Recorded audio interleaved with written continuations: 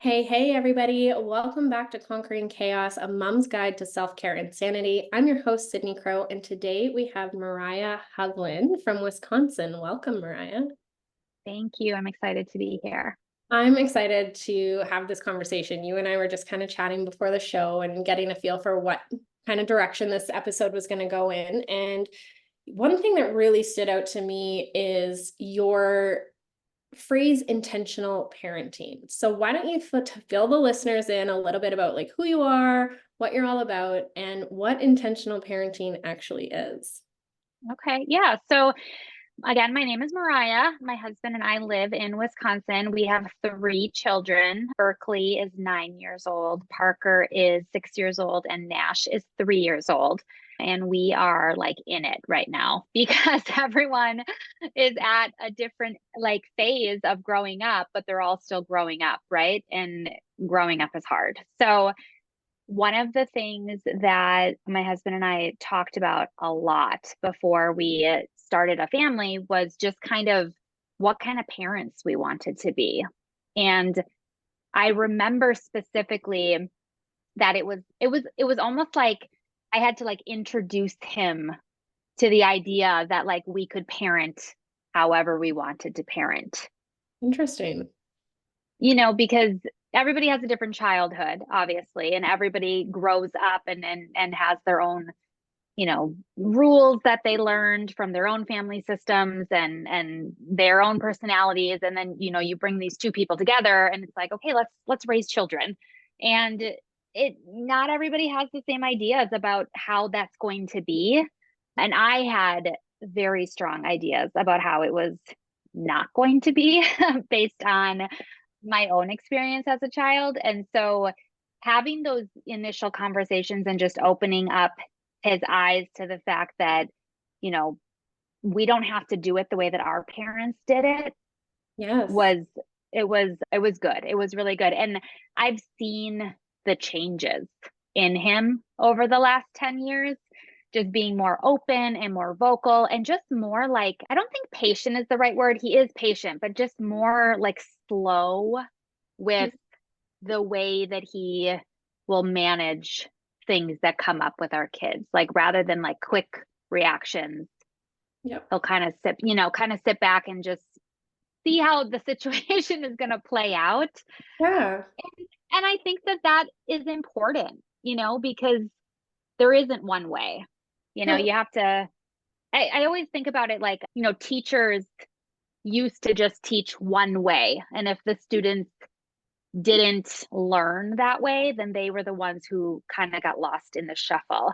And I feel that these days, teachers are way more intentional about teaching children the way that they need to be taught. And maybe that's these kids over here learn this way and these kids respond differently. That is literally how we go about our parenting. So do you find that you have like different parenting styles for each of your kids? I feel like, gosh, that's a really good question. I feel like we present as partners Yep. always. Mhm. It's not like if mom says no, go ask dad. Like we're always It's so important. yeah, it's always like I've heard my husband say so many times, like, I'm on your mom's team. Like I stand by your mom. Like if she said no, like you shouldn't even be talking to me about this right now. And I think that's so important.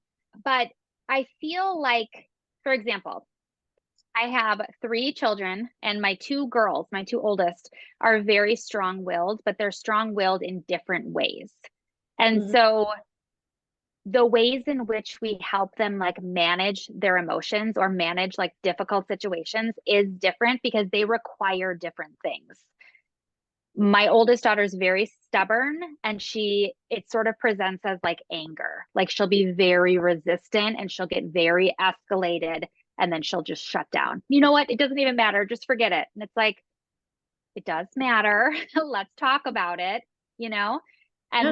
then our little one, our 6 year old daughter, she's got the big feelings. And so she'll cry. She Mm. cries 10 times a day. She is full of it. Yeah. But she's also like our family's like ray of sunshine. Like she has the biggest heart and she's the biggest friend and just she's so big. and so are her feelings. And so when we have to manage her, it's more gentle. You know, it's not tough love. It's okay, I can hear that you're upset. I can see that you're upset, and it's okay that you're upset. Yeah. What do you need? Do you need a hug? Do you need me to help you with whatever you're doing? Do you want me to leave you alone? Like, those are questions that we have to ask her in those moments, because we don't know, and telling her to stop crying does not work. Mm-hmm. I can relate to that one. Mm-hmm. You know, and I was told to stop crying. My whole life, my childhood, my emotional needs were not met, and I didn't know what that meant as a child, but I know now as an adult that it literally shaped the last 37 years of my life. Yeah. And I have had to work really hard to understand, you know, where that came from, and how I sort of had to like rewire my brain.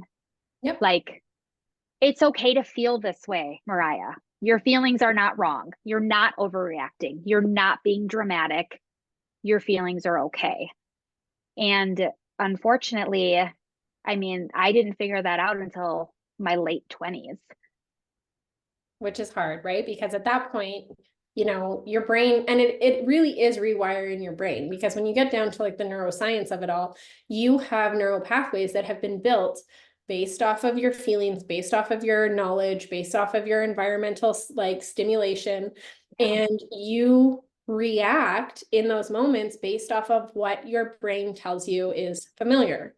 And so Yeah. when you start realizing like this doesn't really feel right, to actually formulate a new neural pathway so that you can respond instead of react is huge, but it takes so much work.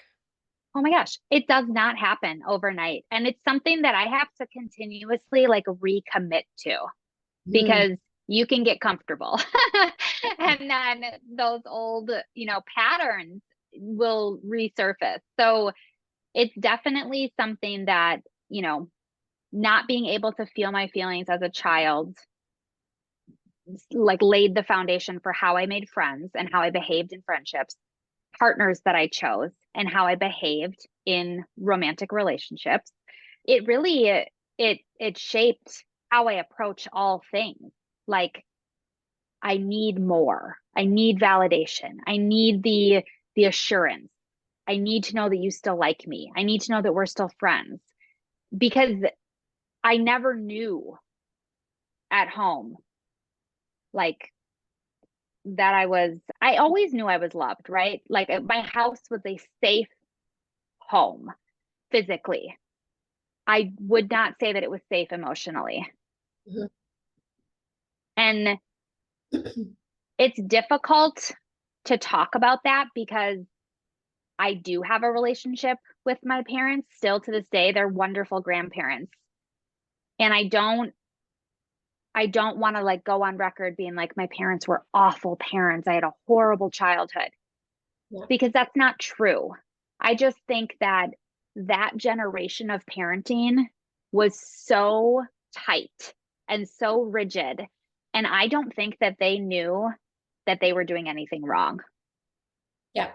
Yeah, they did the best that they could with what they had, right? Absolutely. I feel like I had a similar experience. Like, I feel like I had a loving home. I was safe. We were well raised, like all the things. But there was a lot of times where, I feel like I was taught to be the good girl, quote unquote.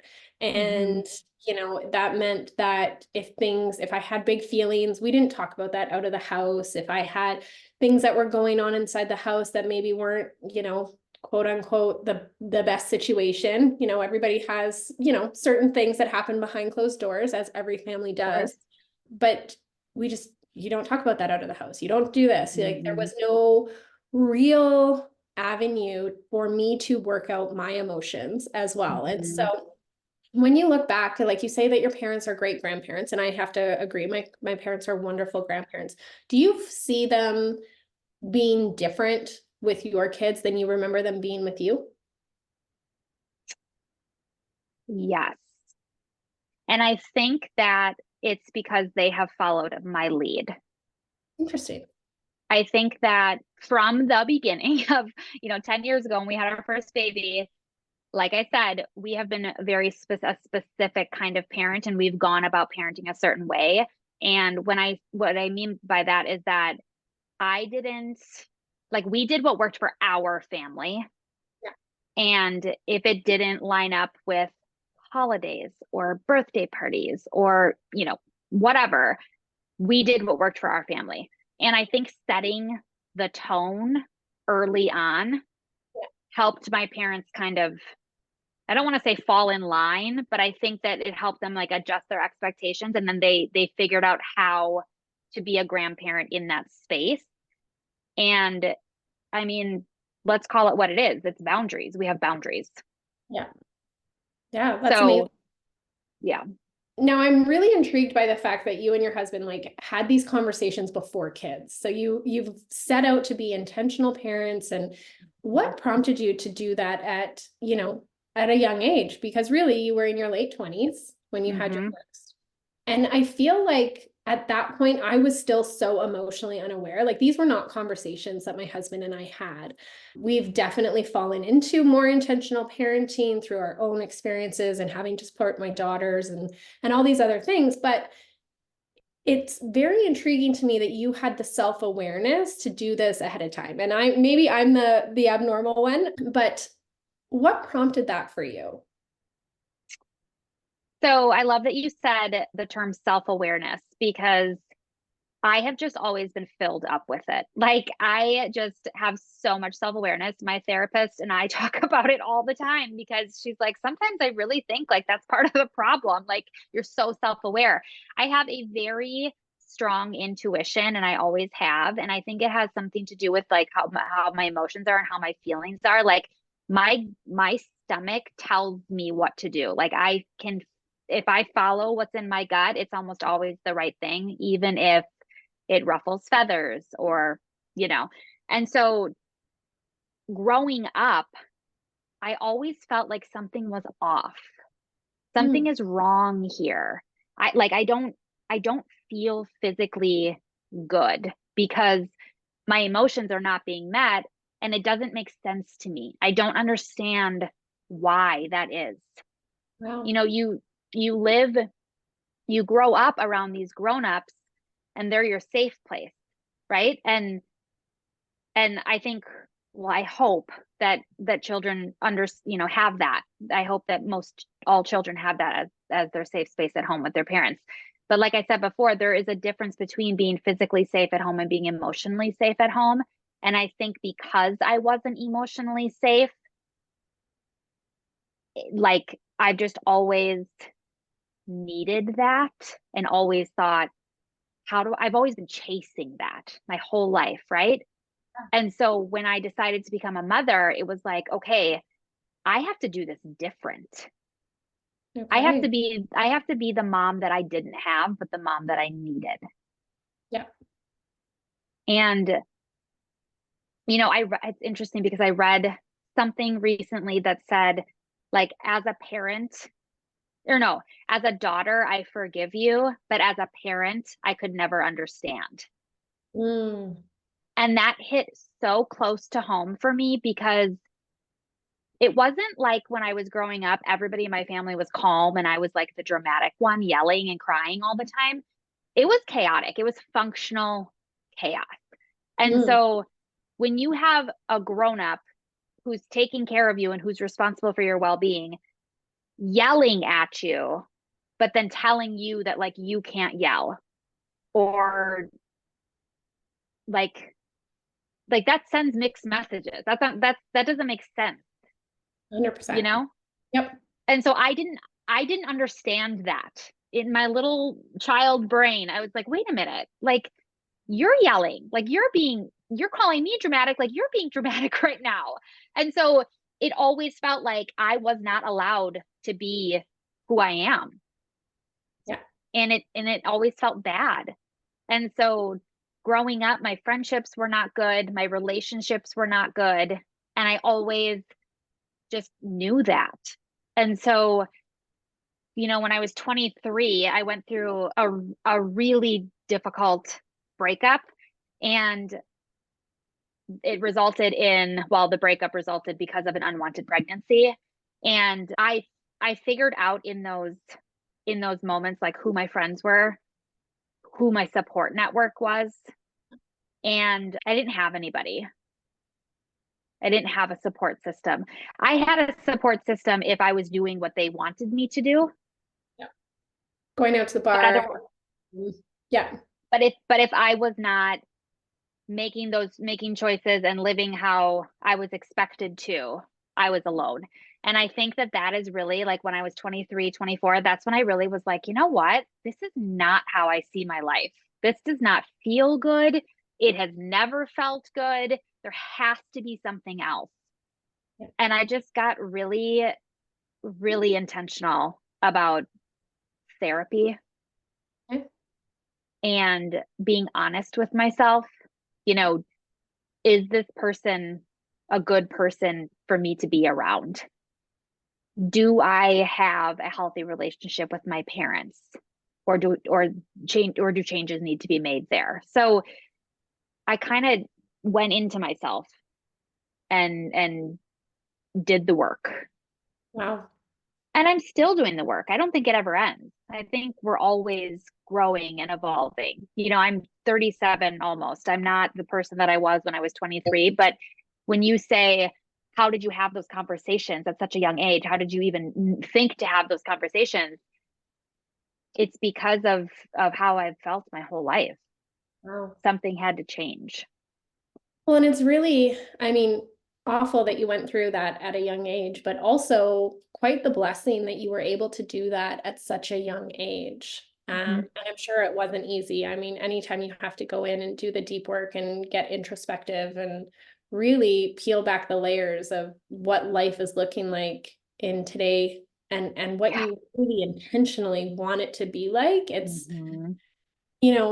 I mean, it's hard for a 30 or 40-year-old to do that. It's really hard, I think, to do that when you're young, but what a blessing to be able to go through that and then really start such intentional living at a young age. And I don't think that that's a very common situation. I was actually just thinking that you said, like, it's hard to do at any age. And I think most people don't do it. Most people avoid change because it's hard. Yeah. Yeah. And I mean, really, at the end of the day, if you want to level up and be in the like top 20%, you have to do the work. Like, it doesn't, you can't just go through life avoiding it and hoping for the best. Like, oh, maybe it'll change one day. Like, no. Yes. It doesn't change. And, like, I don't want to look back on my life and feel like I didn't say the things that needed to be said, or I didn't stand up for how I felt and advocate for myself. I think that's one of, like, the things that we talk about with our children the most is, like, advocate for yourself. Yes. Like, recently we were making dinner, and I think we were having, gosh, probably like a hamburger, a sloppy joes or something, and we didn't have buns. We only had bread. And my older daughter was like, oh, well, I'm not eating a hamburger then. And I was like, okay, do you want to go to the store? And she just looked at me. And she was like, no, if I'm the only person who cares about the buns, like, we don't have to make a trip to the store. And my husband's like, Berkeley, do you want to eat a hamburger tonight for dinner? Do you want to have it on a bun? We can run to the grocery store and literally get hamburger buns. Like, that's not the end of the world. And he's like, advocate for yourself. Like, it's okay that you're the only one. Everyone will probably eat a bun. If you come home with buns, we'll all use. And it was just like that's such a small little situation, but that shows her to speak up. Yes, I love that. That's amazing because a lot of times too, as parents, you get into like the thick of it, right? You're coming home from the office, or you're like, I work from home, but you're like, all of a sudden it's like, oh, we got to make dinner, and you think everything's and you're missing one ingredient, and it's like, I don't want to go to the store. Like, I live 10 minutes from my grocery store. It's like you said, it's not the end of the world, but the number of times like that story, I'm like, oh, yeah, I definitely should be a little bit more intentional. Like, I really love this word. So you were talking about earlier with me before we started the show about how you've had to kind of see the changes through your husband and how this was definitely more of it seemed like it was more of you pushing intentional parenting, and you mentioned earlier on the show that it was really eye-opening for him to see that you didn't have to parent the way that your parents did. Tell me a little bit about that relationship and that dynamic a little bit more, and so that the listeners can see, because I think a lot of people, when it comes to parenting especially, you're not necessarily always on the same page. Even if you're presenting a united front to your kids, like parents need to, you're not necessarily always on the same page. So fill me in a little bit on that. Yeah. And, we're not perfect and we don't always agree. And a lot of times we're not on the same page, and we have to have those conversations without the children, because sometimes I don't understand his perspective and sometimes he doesn't understand mine. And so the only way that we can figure out like the best way to approach whatever is going on with the kids is to figure that out before we, sort of go forward with it. And so, my husband is your typical like white male in America. He works really hard. He gets paid well. He has job security. Like he came from, a normal, whatever that means, family, mom and dad, three kids.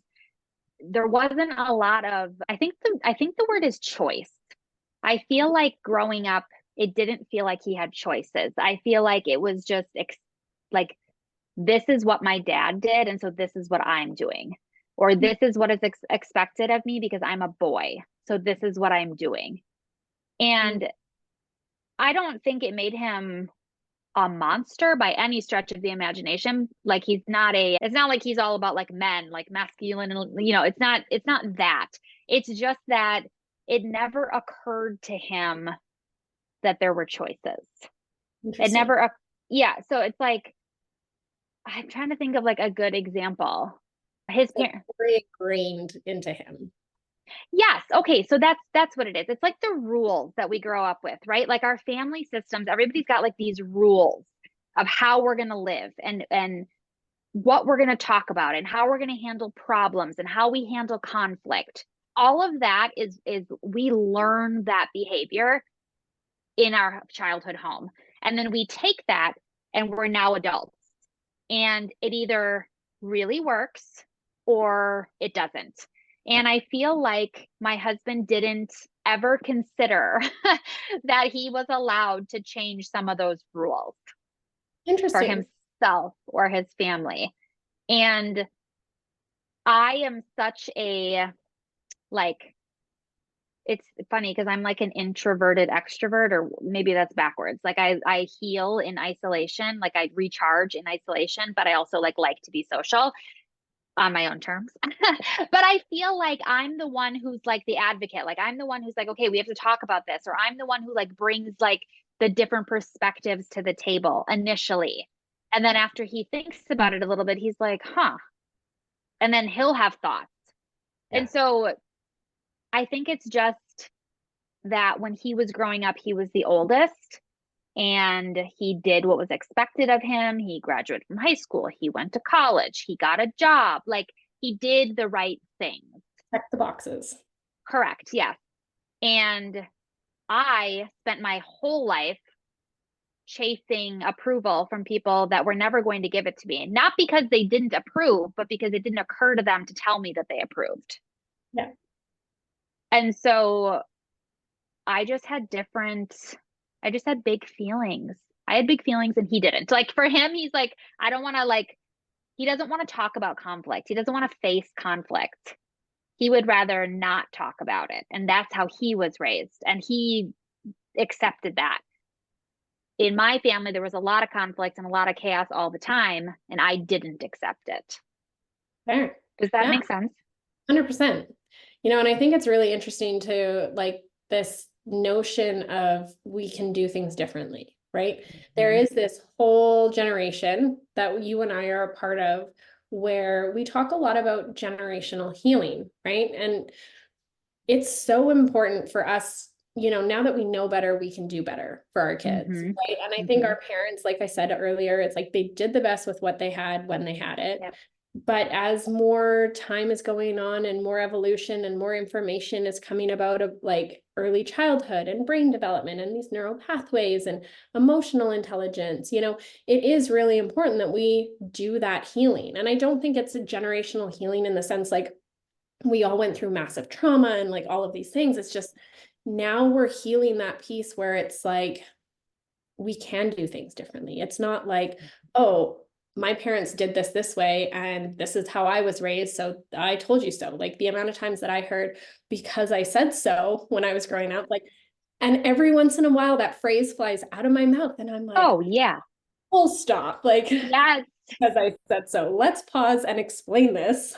Yes. And so I find myself even now, like my kids will glass over because I'm giving such long-winded explanations Yeah. to them. And And I'm you like, like lose it halfway through. You're like, what are we even talking about? Yes. yeah. So, I mean, it is interesting. And, you and I were talking about how men in general, there's this like shift, right? And so I pulled the statistic that I saw the other day where it's in 1982, they polled dads and 43% of them hadn't even changed their own kid's diaper, like had never changed a diaper. Their dads, almost half of them. And we're now less than 30 years from that point. And the most recent poll was done in 2020. Sorry, from this poll. And only 3% have not changed a diaper. And I think that that's so like such a staggering revelation on what we're talking about with this generational healing, because we are all as a society like doing better. It is so important for dads to be present. And it's not just daddy daycare. Like I've Oh, had I friends hate that. quote that. I'm like, no, it's not daddy daycare. It is like literally just parenting. So Just parenting. just parenting, full stop. I love this notion that you have brought to the table today. Intentional parenting is definitely a phrase that I will find myself using more and more frequently. Yeah. So I appreciate that. Looking at having the listeners out there, is there one piece of advice that you would give them, just mom to mom or mom to dad? What would you say, like the key piece of advice for intentional parenting? Oh, this is so funny. So usually when people ask me if I have advice for moms, I say drink water and hire a cleaning lady because I feel like those are two things that really changed my life as a mom. Just intentional parenting. I try to remind myself that like, and I remind my kids too, like just because I'm the grown up doesn't mean I'm right. And Mm, just because I'm the grown up doesn't mean I know the answer. yeah. Like you are growing up and you have ideas and I'm interested in those ideas, and the way that we figure out life is by talking. And so it's going to take longer to solve this whatever problem we're having because we're going to talk about it, but it's so much more meaningful. And when my husband and I talk about, you know, it's that crazy thing where like your kids don't behave at home, but then you send them on a play date and like they're angels.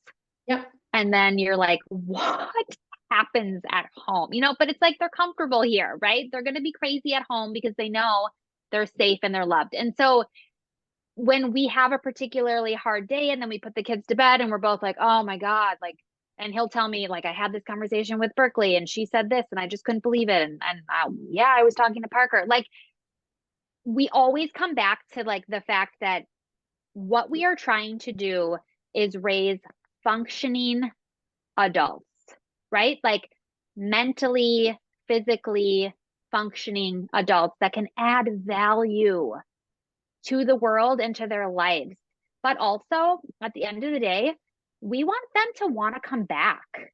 We want them to be the college students that bring all of their friends to our lake house on the weekends. Like we don't want our kids to have to heal from their childhood the way that we had to. Mm-hmm. And so it's harder and it takes longer, but it's more meaningful and it feels better.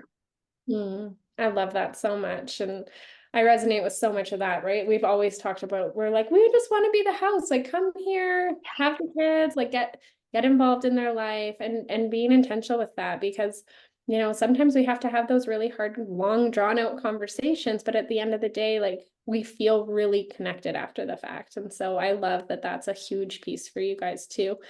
Mariah, thank you so much for being here today. And thank you guys for tuning in, where we help you conquer the chaos one day at a time.